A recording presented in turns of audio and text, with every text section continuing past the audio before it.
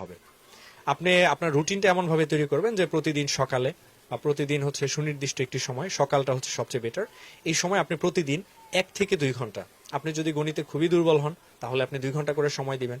আর যদি হচ্ছে আর একটু স্ট্রং হন তাহলেও আপনাকে সময় দিতে হবে, যাতে আপনার পরীক্ষার হলে উত্তর মিলে এবং আপনার প্রশ্নে ভুল না হয়। গণিত মার্কস তোলার জন্য একটি মোক্ষম একটি জায়গা এবং একটি মোক্ষম হাতিয়ার, এটাকে আপনাকে কাজে লাগাতে হবে। এটা শুধুমাত্র এনটিআরসি না, বিসিএস, ব্যাংক এবং হচ্ছে আপনার যে প্রাথমিক শিক্ষক নিবন্ধন, প্রাথমিক পরীক্ষা, সব জায়গাতেই এটি একটি বড় একটি ট্রাম্প কার্ড হিসেবে কাজ করবে। তো এটা নিয়ে আমরা পরবর্তীতে আরো বিস্তারিত আলোচনা করব।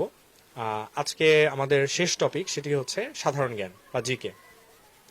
এই জিকেটাকে আমরা 2টা ভাগে ভাগ করব। প্রথমত হচ্ছে একটা হচ্ছে বেসিক জিকে, আরেকটা হচ্ছে সাম্প্রতিক জিকে।